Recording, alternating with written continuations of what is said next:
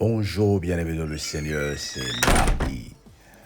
Ce soir, nous avons sur Facebook notre culte avec Maman Laure. Je t'invite à être connecté. 22h heure de France, 21h heure de Londres. 90 minutes d'adoration et de prière. Est-ce notre tradition? Non, ce n'est pas la tradition, mais c'est le culte. Maintenant, c'est le fait que tu sois connecté, parce qu'il faut être connecté, ça c'est la tradition. Mais quand tu sais que tu as besoin d'adorer Dieu et que tu as besoin de rester à côté de Dieu, écouter la parole de Dieu, grandir et évoluer spirituellement, ce n'est pas la tradition. Nous sommes en train de parler de la tradition parce que cette semaine, le Seigneur nous a donné la tradition dans nos moments de prière qui nous éloignent de la foi.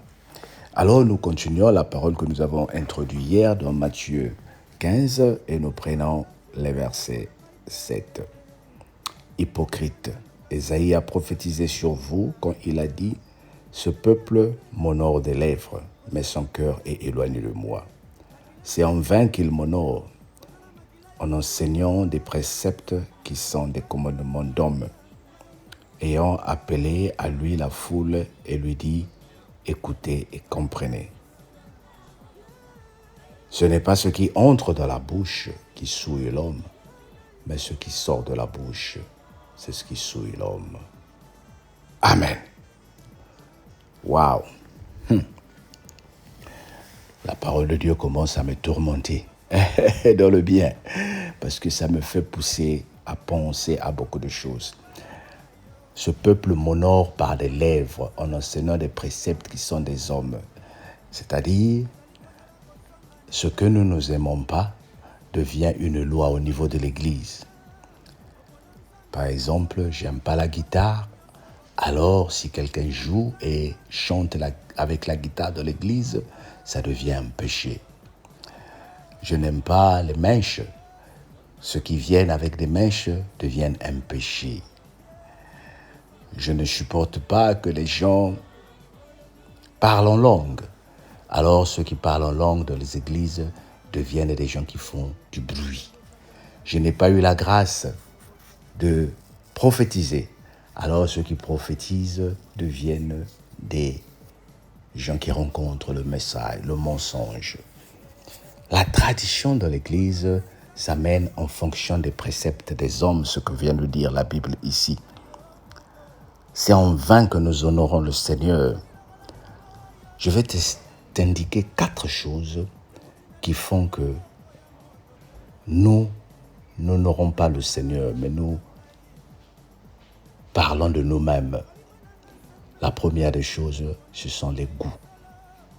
Dis avec moi, les goûts. La deuxième des choses,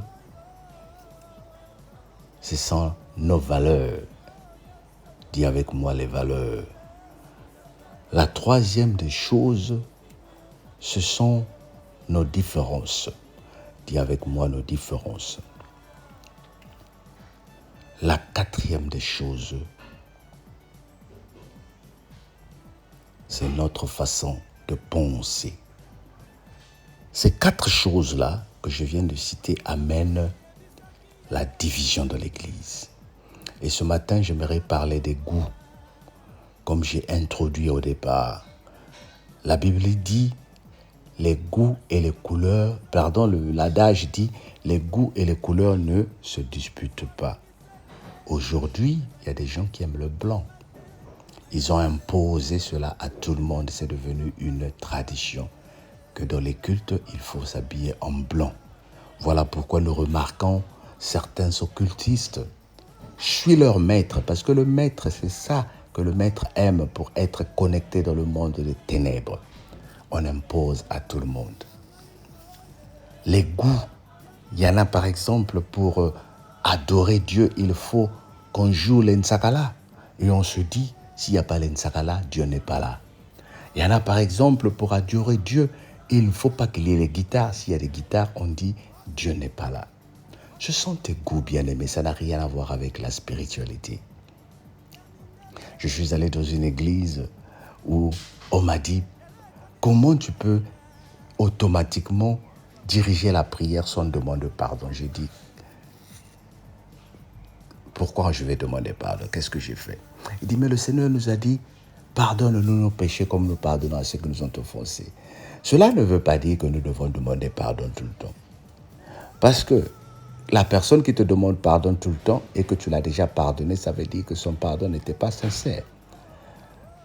Oui, nous devons demander pardon à Dieu, mais cela ne veut pas dire qu'à chaque culte, on doit demander pardon. Et si on n'a pas péché? Et si je n'ai pas de problème? Plutôt, je t'encourage à demander pardon avant même le culte. Fais-le avant le culte. Quand tu sais que tu viens à l'église, la Bible dit, au moment où tu viens présenter ton offrande, va d'abord te réconcilier à quelqu'un. Donc, l'église, ce n'est pas l'endroit où toi, tu vas venir demander pardon à ton père ou à ta mère ou à ton mari que tu as offensé à la maison. Il n'est pas avec nous à l'église. Aujourd'hui, beaucoup de chrétiens pensent que pour être connectés, ils veulent qu'on demande pardon tout le temps parce qu'ils savent qu'ils viennent de commettre des choses. Il y a un homme, il y a une femme à la maison que tu ne parles pas et tu veux venir demander pardon à l'église pour que quand tu repartes à la maison, tu continues à punir la personne. Ça, ce sont tes goûts. Bien-aimé, ne sois pas scandalisé par le message, mais c'est juste la tradition. C'est le Seigneur qui le dit à travers la parole de Dieu. Le Seigneur dit, nous enseignons nos préceptes qui sont des commandements. Il dit ici, ce n'est pas ce qui entre dans la bouche qui saoule l'homme. Combien de fois tu as été scandalisé quand tu es parti à une fête et que tu as vu des gens boire et manger des choses que toi tu ne touches pas? Tu as été scandalisé. Tu te dis, mais ils sont dans le monde, ils sont dans le péché. Et toi qui ne manges pas et qui ne bois pas, quelle est la différence entre toi et ceux qui sont dans le monde? Regarde comment parfois les gens s'unissent, s'amusent dans un bar. Et regarde comment nous dans l'église, on se craint, on ne se connaît pas. L'église est devenue un endroit des hypocrites. Les chrétiens, si nous ne faisons pas attention, souvent nous ne nous aimons pas. Nous ne connaissons pas. Mais le païen qui se partage la cigarette est mieux que nous les chrétiens. Je ne juge personne. Je ne dis pas que l'église est mauvaise, mais je suis en train de parler de la tradition qui peut devenir quelque chose qui nous éloigne de la foi. C'est de la foi qu'il s'agit, bien-aimé. Quelle est la foi que tu as ce matin en m'écoutant? Est-ce que tu crois que le Seigneur va te toucher? Est-ce que tu crois que le Seigneur peut te guérir? Est-ce que tu crois que le Seigneur va t'élever? Est-ce que tu crois que le Seigneur va te bénir? Est-ce que tu crois qu'à travers toi, à travers cette parole que tu vas partager aujourd'hui, les gens vont venir vers Dieu? C'est ça qui est important. Le reste, ce n'est pas important, bien-aimé.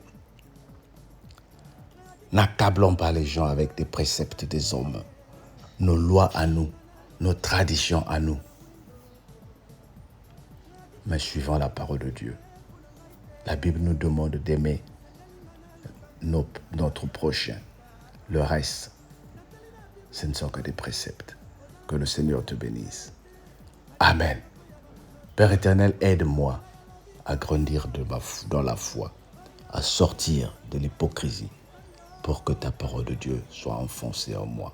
Au nom de Jésus, notre Seigneur et Sauveur. Amen. Sois béni.